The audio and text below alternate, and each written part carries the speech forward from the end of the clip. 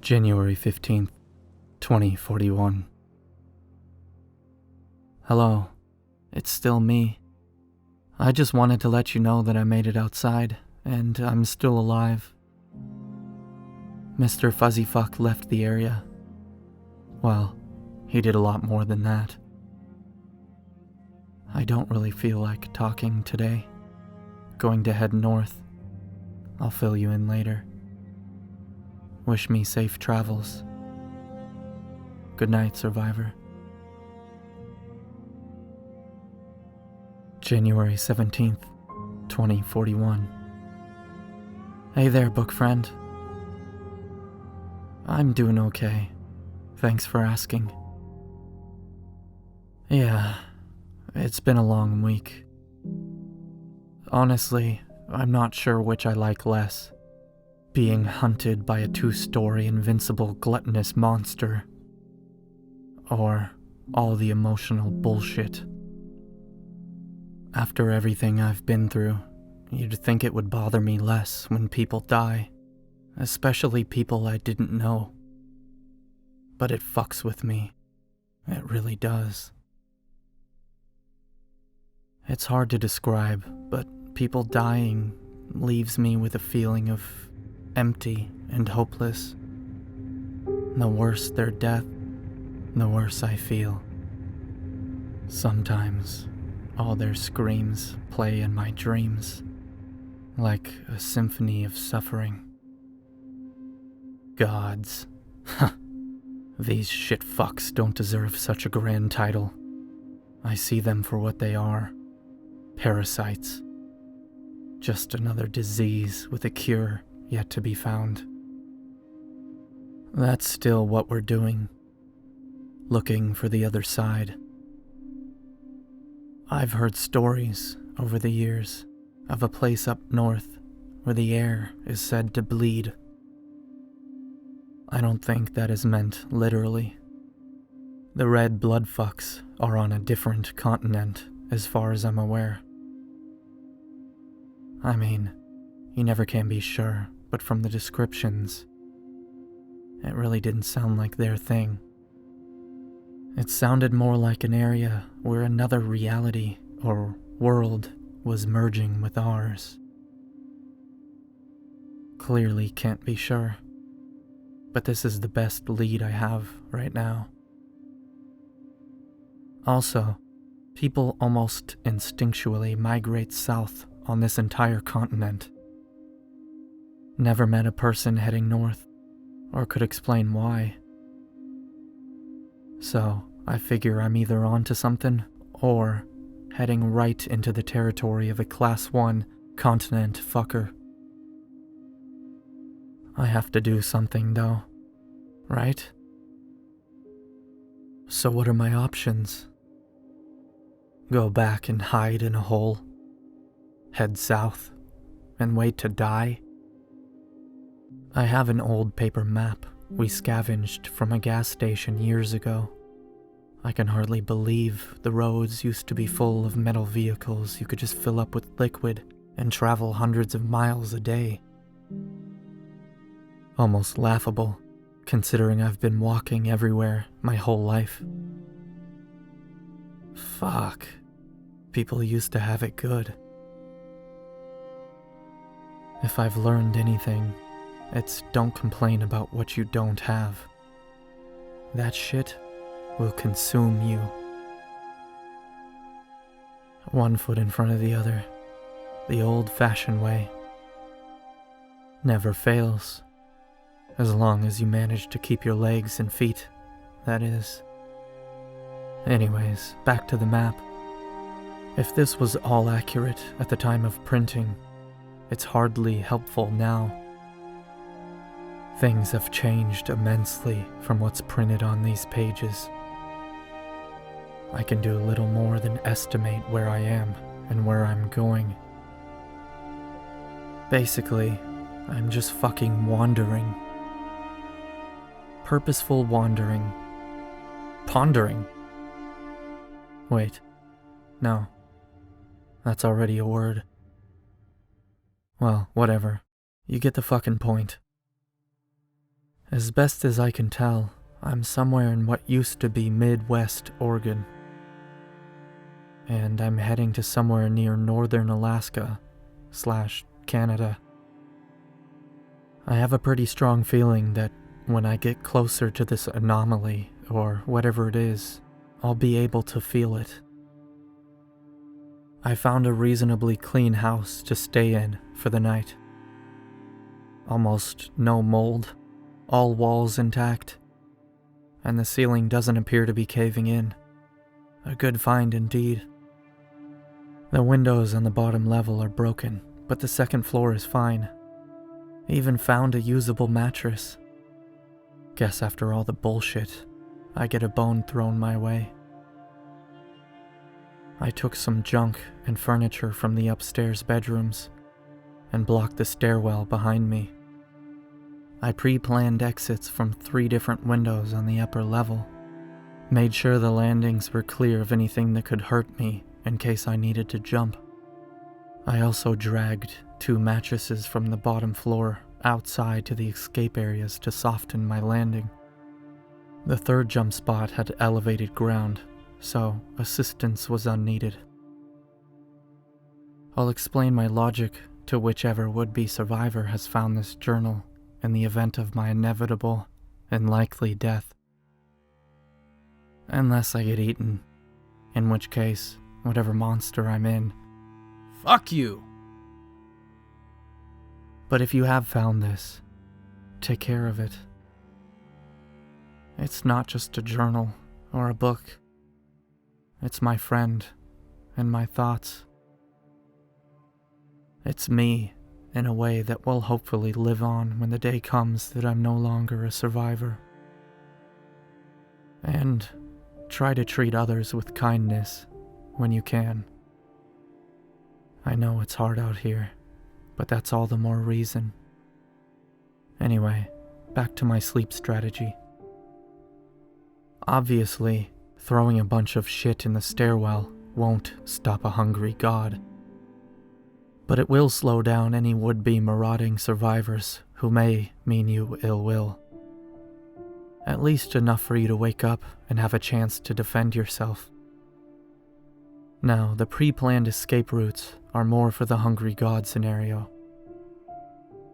If one finds you, it will more than likely just start rampaging into the house.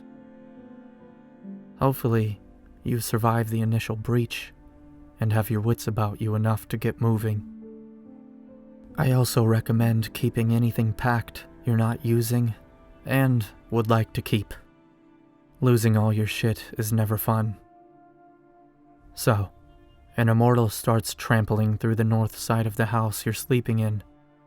Jump out the south side window and run like the fuck.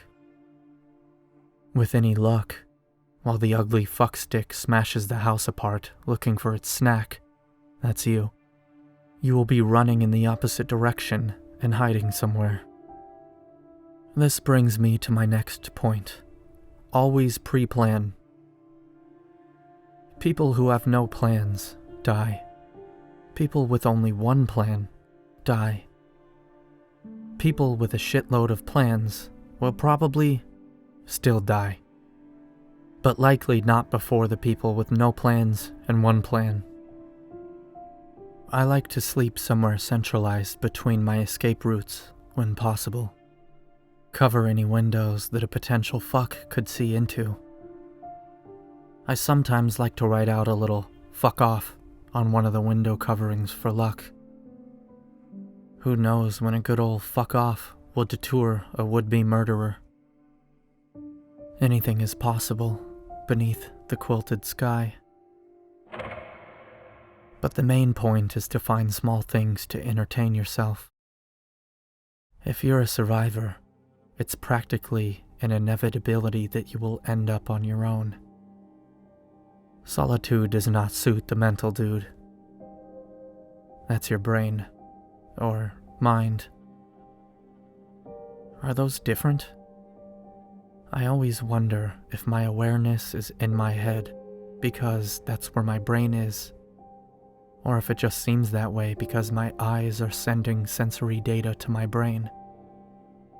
If I was born unable to see or hear, let's say smell as well for the sake of it, would my thoughts still feel like they were coming from my head?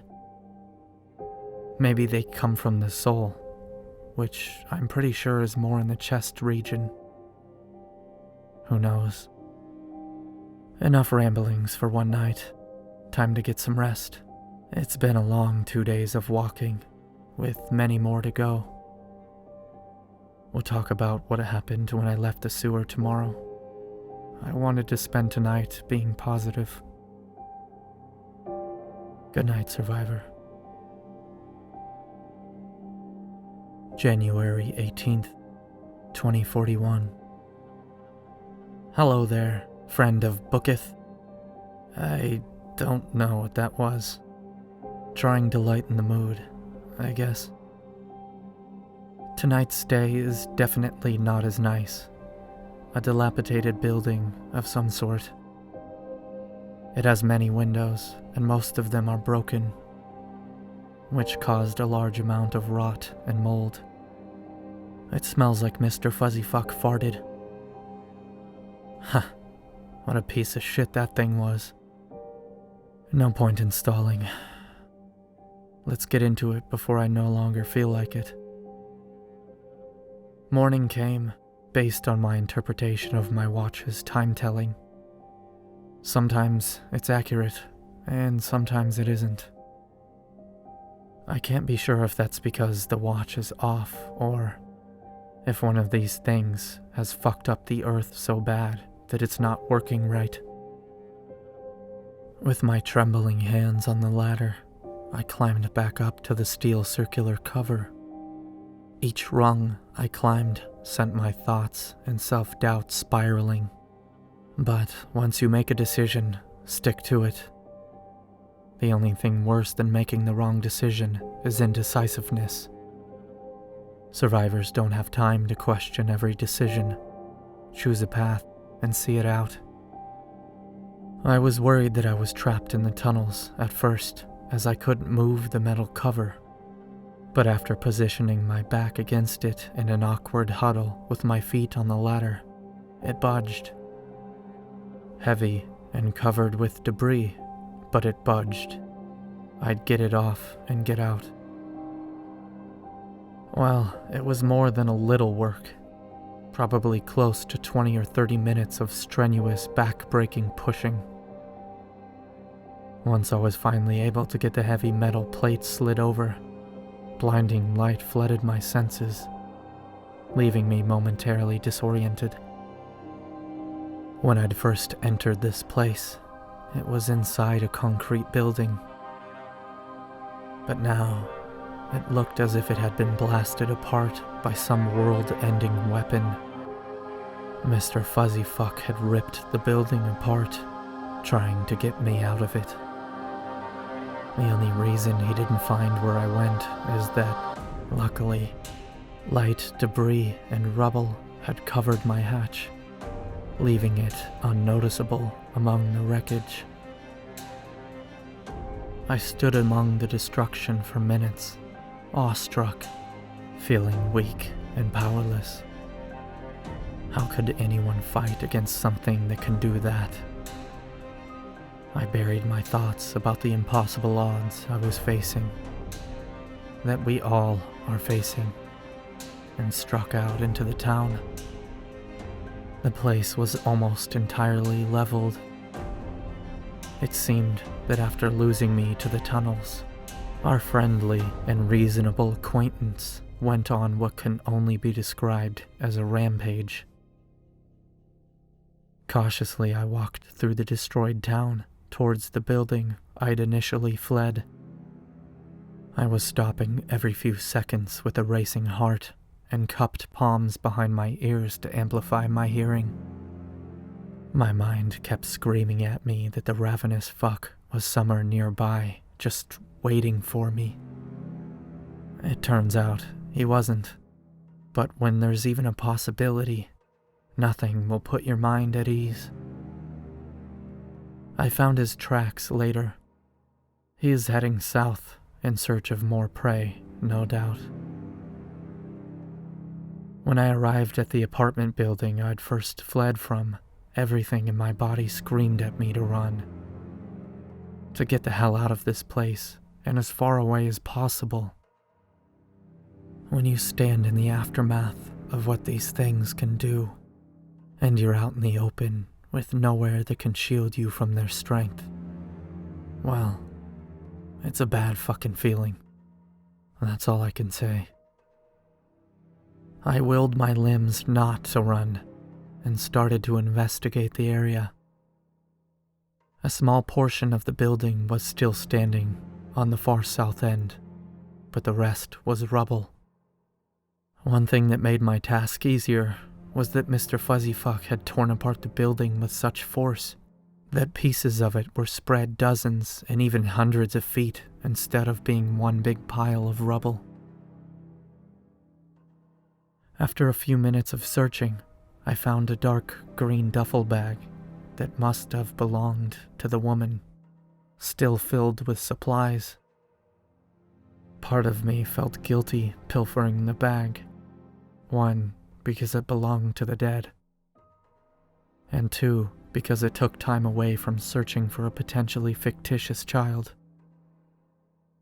Practicality wins out for survivors. If you have to get, try to make sure you're not getting with empty hands. I found almost 100 rounds of 7.62 by 3.9. No rifle, but that's okay. My AK has been trusty and reliable for years, so I have no need to replace her. Although spare parts would be excellent. Also found some other assorted ammo. A handful of 9mm I can use, some 45, and a few loose 223 rounds. No use for those last two, but always great for trading. There were 16 assorted food cans without labels. I will have to open those to see if the contents are still edible. Some of that stuff keeps, most doesn't. I found a few other noteworthy things, but we'll talk about that at a different time. All of which went immediately in my pack. I made quick work of rifling and redistributing the dead woman's belongings. Survivors make haste, and dead men waste time. Then I resumed my search, employing a low bird whistle to draw out an alone and scared child, hopefully. This was a trick I had learned long ago. Birds had all but fled south pretty much everywhere. So for survivors, it's scarce to hear or see a bird of any kind. But most gods and their progenitors don't hunt or bother with small game. So bird calls aren't even something they consider. It's a relatively safe way to make a noise in an unsure situation. As if anything is safe anymore, or any situation is sure. In any case, the only thing that answered my call was ear-ringing silence. I did a few quick laps around the apartment building, absently flipping through debris as I walked, before something caught my eye. It was the color that initially alerted me. A small strip of baby blue, just barely poking out from under some rubble. I stood still for a few moments, staring at the dissimilar vibrant patch, before clearing the surrounding debris. What I found confirmed my theory, and my fears. A small arm with a long-sleeved blue shirt led to an even smaller cold hand, still clutching a blood-stained teddy bear. There wasn't anything else. The child's arm was severed just above the elbow, and the rest of their body was nowhere to be seen. And that fucking creature's gullet, no doubt. I was heartbroken, staring at the remains of that tiny human. None of us deserve this. Quietly, I dug a small grave and gently placed the child's arm along with the teddy bear, my tears, and another small piece of my soul. After that, I had no further desire to be anywhere near this place, so I resumed walking. Still, I walk. We have a long way to go, book friend. But I'll tell you this. Someday, I'll come back for you, Mr. Fuzzy Fuck. I will find a way to tear you the fuck apart. And you better hope that I die, you God's damned piece of shit. Time to get some rest. Long day of walking tomorrow. Good night, survivor.